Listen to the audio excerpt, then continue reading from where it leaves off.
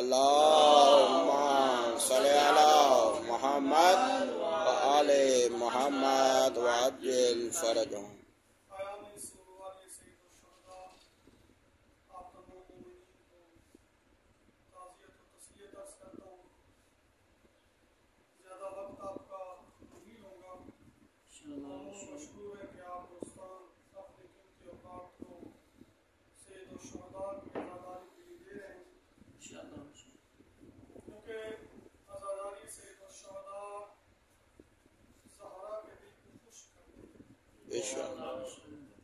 اگر دیکھنا ہے قلب حسین پہلو شکستہ کو خوش کرنا ہے تو سید الشہداء کی عزاداری سے، لیکن عزاداری سید الشہداء بغیر معرفت کے ممکن نہیں ہے۔ جس طرح سے ہم آئمہ کے حرم میں جاتے ہیں تو ایک اذن دخول پڑھتے ہیں، اب امام رضا کے بھی حرم میں جائیں تو باہر لگا ہوتے، بی بی کے بھی حرم میں جائیں تو اذن دخول پڑھتے ہیں۔ عزاداری سید الشہداء، مجالس سید الشہداء میں بھی ایک اذن دخول چاہیے۔ وہاں پر تو ہم اذن دخول کیا کرتے ہیں، ہم اجازت طلب کرتے ہیں۔ اذن دخول کا مطلب کیا ہوتا ہے، ہم اس مقدس حرم میں داخل ہو رہے ہیں، ہم ملائکہ کو بھی کہتے ہیں کہ ہمیں اجازت دیجیے کہ ہم اس حرم میں داخل ہو سکتے ہیں۔ اجازت ملے تو صاحب حرم کے اندر حرم میں جا سکتا ہے انسان۔ سید الشہداء کی عزاداری کے لیے بھی ایک اذن دخول کی ضرورت ہے، اور سید الشہداء کہتے ہیں کہ اس کا اذن دخول کا طریقہ یہ کہ لا یذکرنی المؤمن الا استحبرا، مومن میرا ذکر نہیں کرے گا مگر اشکوں کے ساتھ کرے گا۔ یعنی سید الشہداء کی عزاداری میں داخل ہونے کا طریقہ یہ ہے کہ آنسو انسان کے نکلیں۔ ذکر رسول خدا نے فرمایا بھی تھا لا یذکرہ مؤمن الا بقاء، اے سید الشہداء تیرا کوئی ذکر نہیں کرے گا مگر یہ کہ گریہ وزاری کرے گا۔ حسین ابن علی کے ساتھ ہمارا تعلق کچھ اس طرح کا ہے۔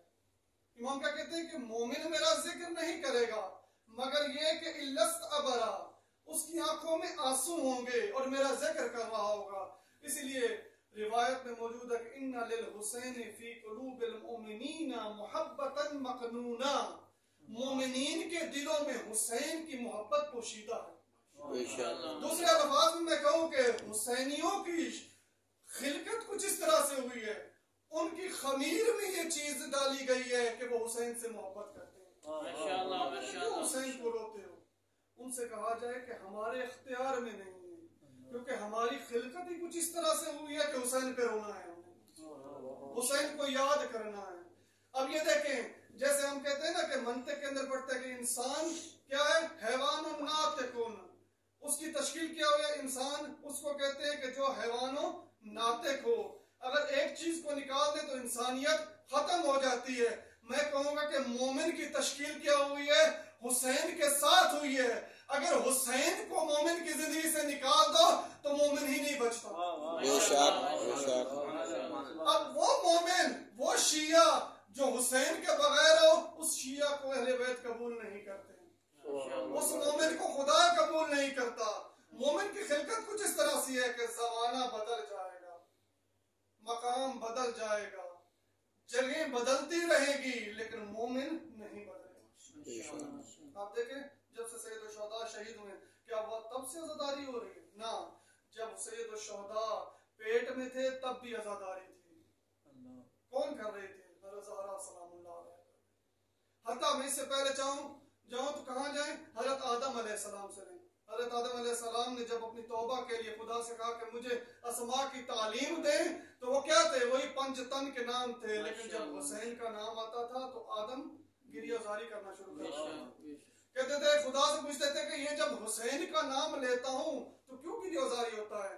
تو بتایا گیا کہ یہ جس نبی کا بیٹا ہے اس کی امت اس کو قتل کر دے گی، شہید کر دے گی۔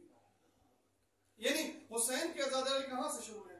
سب سے پہلے عزادار اگر دیکھا جائے تو خود آدم علیہ السلام بھی عزادار ہے، محمد و آل محمد عزادار ہے۔ اب امام صادق علیہ السلام فرماتے ہیں کہ ہماری خلقت اعلی علیین میں ہوئی ہے، یعنی اعلی علیین میں ہمیں خلق کیا، خدا نے ہماری روحوں کو خلق کیا، پھر اس کے بعد ہماری وہاں پہ جسموں کیا گیا، اور جب مومنوں کی تشکیل کا وقت آیا تو ان کی روحوں کو بھی اعلی علیین میں خلقت دی گئی۔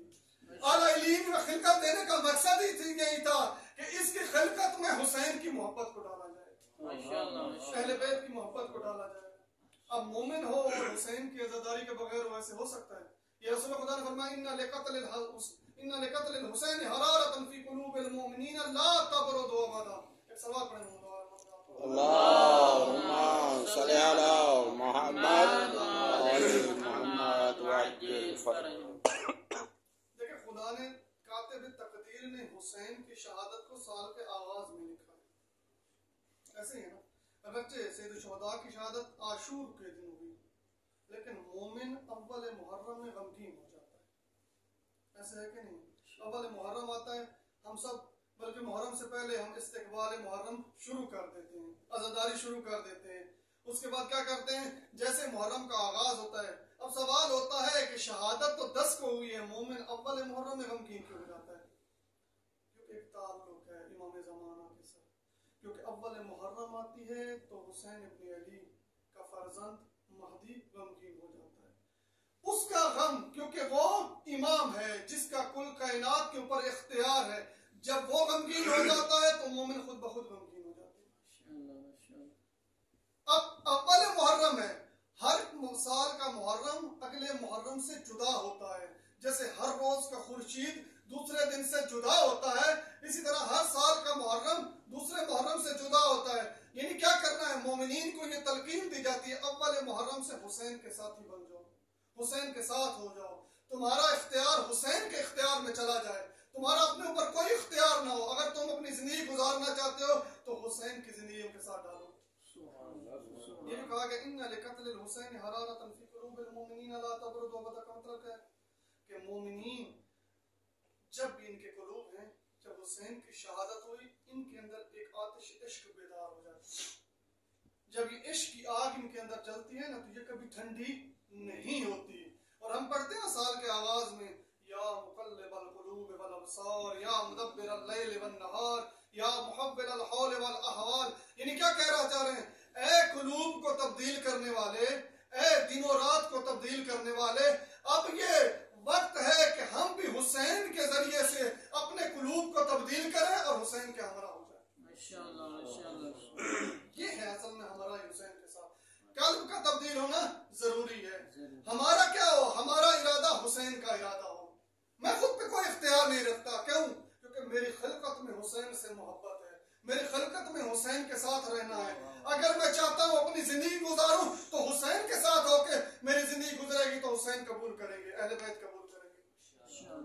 ہماری مشکل یہ ہے کہ ہم حسین کے ساتھ آ جاتے ہیں لیکن حسین کے ہمراہ ہی نہیں ہوتے۔ حسین کے پاس آنا کافی نہیں ہے، کیونکہ حسین کے پاس کئی آئے چلے گئے، کئیوں کو امام حسین تبدیل کرنا چاہتے تھے، تبدیل نہیں ہوئے۔ ایک شخص ہے، شاعر ہے، شاعر کا نام میں نہیں لیتا، امام حسین نے بہت کوشش کی کہ یہ شاعر بدل جائے، کیونکہ وہ جو ملکوت تھے، بادشاہ تھے، ان کی شان میں شعر کہتا تھا۔ اب دیکھیں امام کی نگاہ کتنے سالوں بعد تک ہے۔ اب یہ شاعر کو امام کہتے تھے تبدیل ہو جائے کسی طرح۔ امام رات کو جاتے تھے اس کے گھر میں، اس کو کچھ پیسے دے کے آتے تھے کہ شاید پیسہ اس کے پاس جب تک رہے گا بادشاہوں کے پاس نہیں جائے گا۔ انسان محتاج ہوتا ہے تو بادشاہوں کے پاس جاتا ہے، تب ان کی مدد سرائی کرتا ہے۔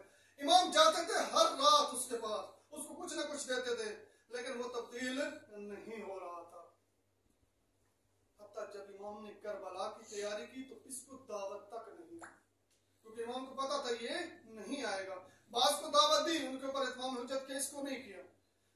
حتیٰ جب امام حسین علیہ السلام کربلا میں شہید ہو گئے تو یہ کہتے شکر ہے خدا کا کہ میں حسین کے ساتھ نہیں گیا، لیکن آگے چلتا ہے، زمانہ آگے چلا۔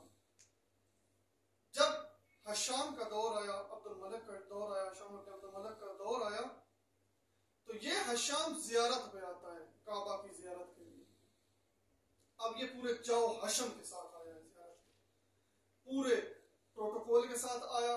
اب یہ چاہتا تھا کہ میں جب خانہ کعبہ کا طواف کرنے جاؤں تو تب بھی مجھے لوگ اسی طرح اہمیت دیں، لیکن لوگ اہمیت اس کو نہیں دے رہے۔ یہ چاہ رہا تھا کہ حجر اسود اسود کو جا کے چوموں، لوگوں نے راستہ نہیں دیا، تھک کے ایک سائڈ پہ بیٹھ گیا۔ اسی طرح طواف چل رہا ہے، ایک دم دیکھا ایک شخص آ رہا ہے، نحیف جسم ہے اس کا، کمزور جسم ہے اس کا۔ لوگوں نے جیسے ہی اس شخصیت کو دیکھی تو اعجاز امامت سے لوگوں نے راستہ دینا شروع کر دیا۔ توجہ کیجیے گا، اجازت امامت سے لوگوں نے راستہ دینا شروع کر دیا۔ جیسے ہی امام آگے بڑھتے گئے اور جا کے حجر اسود کو بوسہ دیا۔ گویا میں یہ کہوں کہ حجر اسود نے امام کا بوسہ لیا اور خود کو متبرک کیا، کیونکہ یہ وہ ہیں جو کعبہ، مکہ و مینا کو شرافت دیتے ہیں۔ جیسے کہتے ہیں نا کہ امام علی کی ولادت سے کعبے کی شان میں اضافہ ہوا، نہ علی کی شان میں اضافہ ہوا۔ کعبہ اس طرح سے محل بنا، اپنے آپ کو اس طرح بنایا سنوارا کہ علی کے تولد کی جگہ بن سکے۔ یہ وہ ہے جو یا من شرفا مکہ و مینا، وہ جو مکہ و مینا کو بھی شرف دیتے ہیں، وہ اہل بیت ہیں۔ یہ حشام دیکھ رہا تھا کہ مجھے تو اہمیت لوگوں نے نہیں دی، یہ کیوں ہے؟ جانتا تھا، جان بوجھ کے کہہ رہا تھا، میں نہیں جانتا۔ اب یہ وہی شاعر اس کے پاس کھڑا تھا، اب یہ اس کے پاس کھڑا تھا، یہ وہ ہے جو امام حسین کے ساتھ نہیں گیا، لیکن امام کیا دیکھ رہے ہیں؟ آنے والے دور کو دیکھ رہے ہیں۔ کھڑا تھا، جب اس نے دیکھا کہ ہیں یہ اس کو نہیں پہچان رہا، پھر اس نے شاعری شروع کی۔